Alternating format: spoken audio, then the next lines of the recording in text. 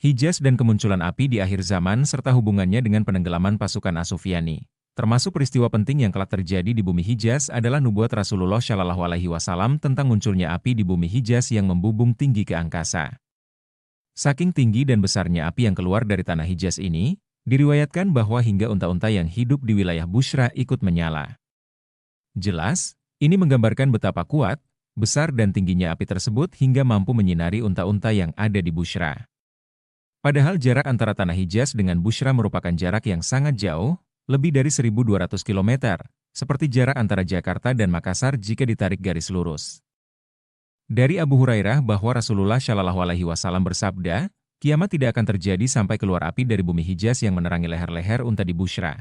Ibnu Katsir menyebutkan bahwa munculnya api besar ini pernah terjadi pada tahun 654 Hijriah. Peristiwa itu terjadi tatkala berkobarnya nyala api, kebakaran, yang amat besar di wilayah sebelah timur kota Madinah Al-Munawwarah, yang panjang, lebar, serta ketinggiannya mencapai lebih kurang 4 mil. Sehingga cahayanya memancar sampai ke wilayah Taimah, dan kilatannya dapat disaksikan dari kota Mekah.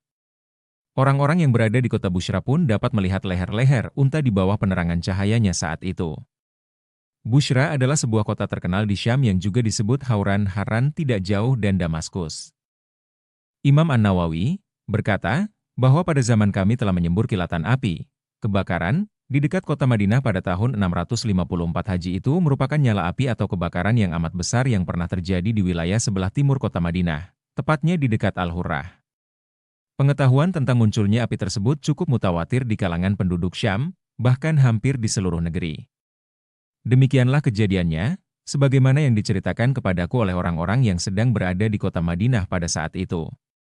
Dalam hal ini, Ibnu Hajar Al-Asqalani menyebutkan riwayat lain yang menjelaskan bahwa kemunculan api dari bumi Hijaz itu akan terjadi untuk yang kedua kalinya.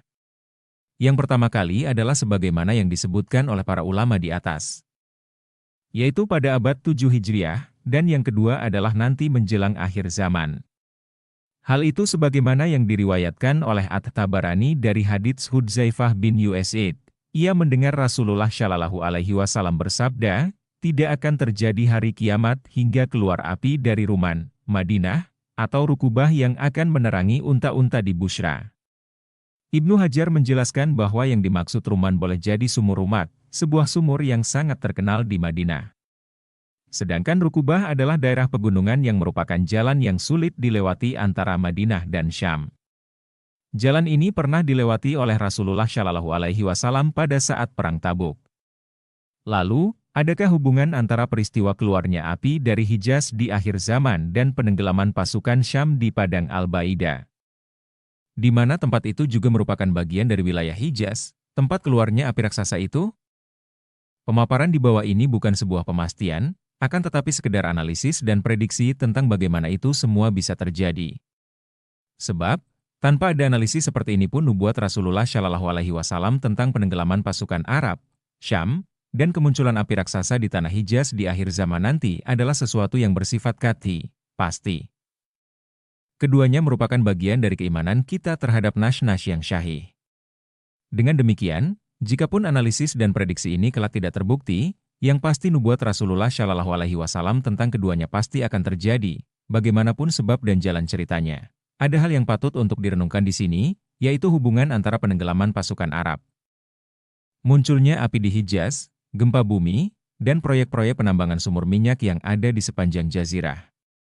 Tanpa bermaksud memastikan, namun kami melihat ada hubungan yang erat antara peristiwa-peristiwa tersebut ditinjau dari sisi logika ilmu bumi. Sebagaimana telah diketahui bersama, bahwa Jazirah Arab Saudi merupakan lahan penambangan minyak bumi yang cukup besar. Bahkan Jazirah Arab juga memiliki sumber daya alam lain berupa gas alam yang cukup besar.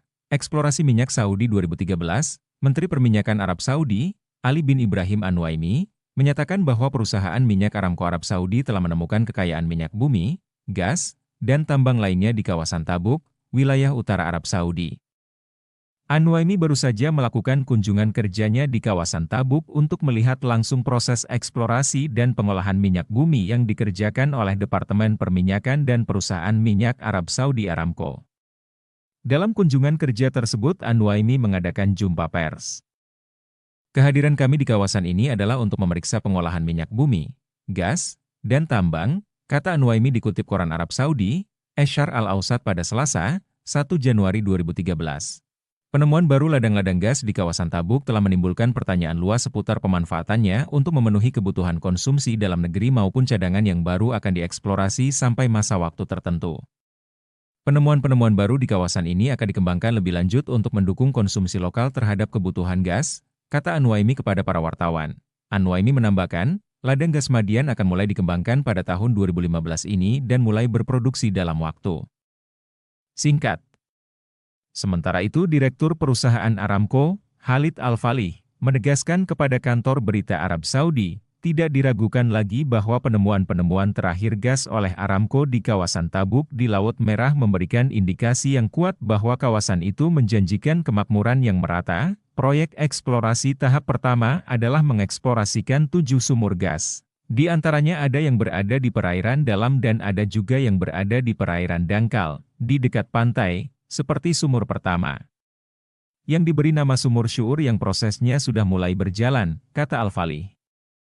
Kita tidak dapat membayangkan, sudah berapa juta ton minyak mentah yang dieksplorasi, demikian juga dengan gas alam yang dikuras. Secara logika, tanah tempat sumur-sumur pengeboran minyak akan mengalami peronggaan. Jika ini terjadi terus-menerus, dan pengambilannya dalam jumlah yang sangat luar biasa besar, maka akan berakibat fatal bagi tanah tersebut. Secara otomatis ada ruang kosong di bawah tanah yang dijadikan pusat penambangan di atasnya. Tempat seperti ini tentu sangat rawan untuk terus-menerus dipertahankan. Terlebih lagi, jika di atasnya dibangun rumah atau bangunan lainnya maka beban berat itu mustahil mampu ditopang di atas tanah yang bagian bawahnya sudah berongga. Ada satu penelitian yang cukup menarik yang dilakukan oleh sebuah tim pada ladang pengeboran minyak yang ada di Pekanbaru, Riau. Sebagaimana diketahui, pada tahun 1941 Chalters menemukan ladang minyak di Duri dan pada tahun 1942 Chalters menemukan kembali ladang minyak di Minas. Kedua ladang minyak tersebut sampai sekarang merupakan lading minyak terbesar di Indonesia dengan cadangan minyak lebih dari 10 miliar barel. Penelitian tersebut menyimpulkan adanya kekhawatiran tentang kemungkinan terjadinya gempa bumi dan tanah longsor dahsyat di sekitar wilayah pengeboran disebabkan kosong dan berongganya wilayah tersebut. Logika yang mereka gunakan sama dengan yang telah disebutkan di atas, yaitu, ruang kosong akibat terkurasnya kandungan minyak bumi dan gas yang ada di bawah tanah tersebut tidak akan sanggup menahan beban berat yang ada di permukaan tanah. Terlebih jika ukuran ruang kosong tersebut sangat luas, maka peluang untuk terjadinya gempa dan tanah longsor sangat besar. Jika untuk wilayah Indonesia yang kadar cadangan minyaknya hanya Januari 20 dari yang dimiliki oleh Arab Saudi saja sudah sedemikian mengkhawatirkan, bagaimana dengan kondisi di Arab yang minyak buminya telah dieksplorasi sejak tahun 1953, dan terus dikuras tidak kurang dari 18.000 barel setiap harinya. Belum lagi dilihat dari sisi perbedaan kontur tanah di kedua negara. Kontur tanah di wilayah Indonesia relatif stabil karena kebanyakan berupa tanah padas atau liat, sedangkan tanah di Saudi tidak demikian. Kontur tanah di Saudi relatif berpasir dan berbatu. Resiko untuk terjadinya longsor dan gempa sangat besar ketimbang di wilayah padas dan liat. Dari Hafsyah radhiyallahu anha, Rasulullah bersabda, "Rumah ini, Ka'bah akan aman dari pasukan yang menyerangnya. Jika mereka teya sampai di Baidah, suatu padang pasir lopang, Allah akan menenggelamkan pasukan yang berada di tengah, lalu yang di depan memanggil yang di belakang, kemudian mereka pun ikut tenggelam." Hanya satu orang yang selamat yang kemudian menceritakan kisah mereka.